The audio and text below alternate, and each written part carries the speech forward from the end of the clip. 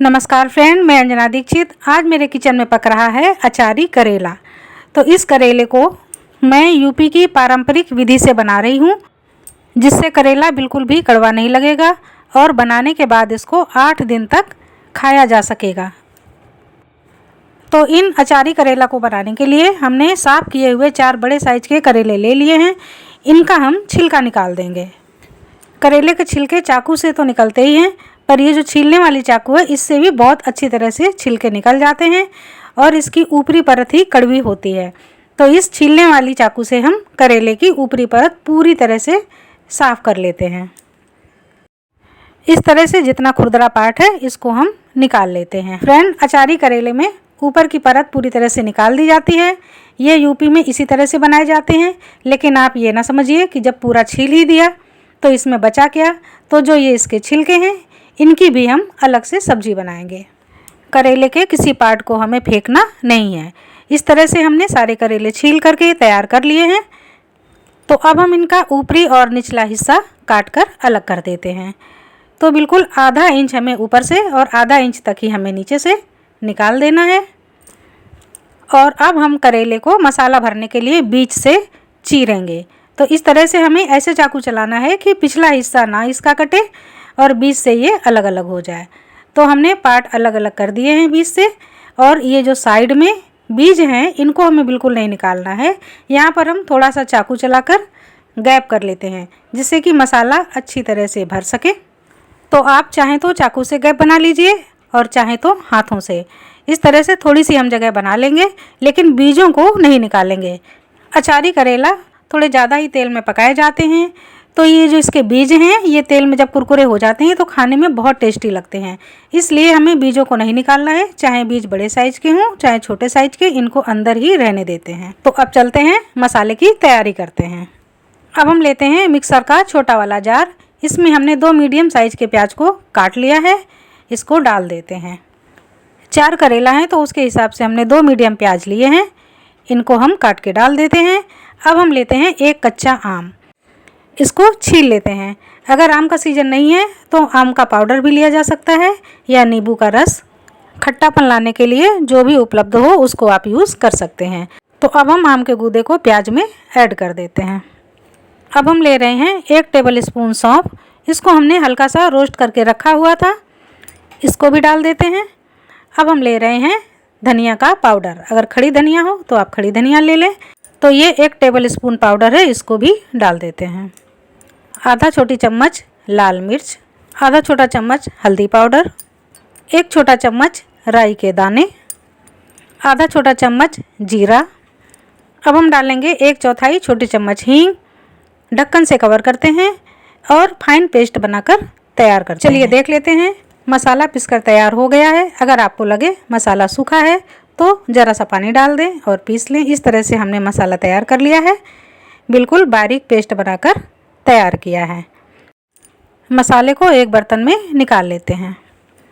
अब इसी मसाले में हम बाइंडिंग के लिए बेसन डालेंगे। तो 1 चम्मच सिर्फ हमें बेसन डालना है, जिससे कि मसाला पकते समय बाहर ना निकले। 1 छोटा चम्मच काला नमक, 2 छोटे चम्मच सादा नमक। तो बस मसाले में सारी चीज़ें पड़ चुकी हैं। अब मसाले को हम अच्छी तरह से मिला लेते हैं। पानी डालने की कोई ज़रूरत नहीं है, इसमें नमक पड़ा हुआ है, इसलिए आराम से बाइंड हो जाएगा। तो इस तरह से हम मसाले को तैयार कर लेते हैं। और अब जो हमने ये करेले छील कर रखे थे, ये इनके छिलके हैं, इनकी हम अलग से सब्जी बनाएंगे। और अभी हम करेले में मसाले को भरेंगे। करेले में हमने पहले ही कट लगा कर रखा हुआ था। अब हम मसाले को दबा दबा कर भरेंगे, बिल्कुल भी जगह नहीं छोड़ेंगे। तो उंगली की सहायता से प्रेस करते हुए मसाले को भरना है। इस तरह से अच्छी तरह से मसाला अंदर तक चला जाना चाहिए, जिससे इसमें बिल्कुल अचार का फ्लेवर बने। तो बिल्कुल भी हमें जगह नहीं रखनी है। और इसी तरह से हम सारे करेले भर करके तैयार कर लेते हैं। फ्रेंड, अगर आपको हमारा रेसिपी बनाने का तरीका पसंद आए तो मुझे कमेंट बॉक्स में लिखकर ज़रूर बताइए। मैं खुद ही अपना वीडियो मोबाइल के ज़रिए रिकॉर्ड करती हूँ, खुद ही एडिट करती हूँ। कोशिश करती हूँ कि आप तक अपनी रेसिपी को अच्छी तरह से पहुँचा सकूँ। तो इस तरह से हमने सारे करेले भरकर तैयार कर लिए हैं। और जो ये बचा हुआ मसाला है इसको हम छिलके बनाने में यूज़ कर लेंगे। करेलों का साइज़ बड़ा है तो इनको हम 2 भाग में कट कर लेते हैं। सारे करेले कट कर तैयार हो गए हैं, तो अब हम चलते हैं गैस की तरफ। तो अब हम करेले बनाने के लिए लोहे की कढ़ाई का इस्तेमाल कर रहे हैं। लोहे की कढ़ाई में करेले में एक सूंधापन आता है, बहुत ही बढ़िया टेस्ट खुलकर आता है। यहाँ पर हम डालेंगे सरसों का तेल। तेल थोड़ी ज़्यादा मात्रा में पड़ता है, तो ये करीब 1 छोटी कटोरी तेल है, इतना हमने डाल दिया है। तेल को थोड़ा गर्म कर लेते हैं।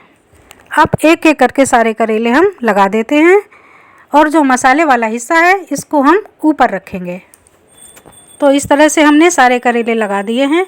अब हम ढक्कन से कवर करते हैं और 10 मिनट के बाद खोलकर देखते हैं। फ्लेम को हमने बिल्कुल स्लो कर दिया है।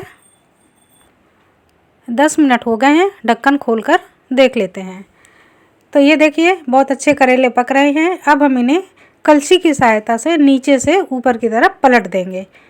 तो ये जो निचला पार्ट है इसको अब हमें ऊपर कर लेना है। इसी तरह से हम जितने भी करेले हैं इनको पलट लेते हैं। अब हम फिर से 10 मिनट के लिए कवर कर देते हैं।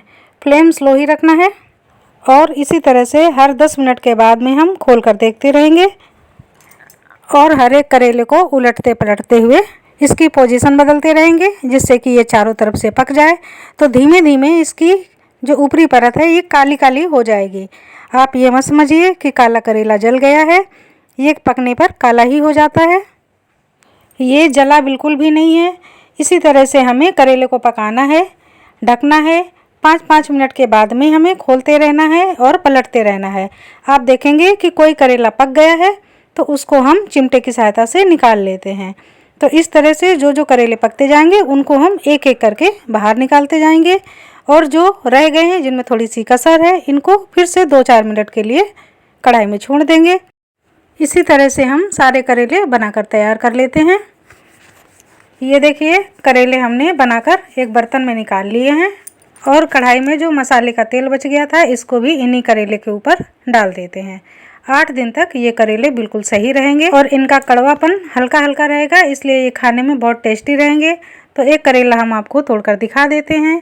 ये देखिए अंदर से बिल्कुल जूसी करेला है और ऊपर से हल्का सा क्रिस्पी करेला है। बहुत बढ़िया करेला बनकर तैयार हुआ है। झंझट बिल्कुल नहीं है, ना ही ज़्यादा मेहनत पड़ती है। तो फ्रेंड आप भी एक बार मेरे इस तरीके से करेला बनाकर ज़रूर खाइए।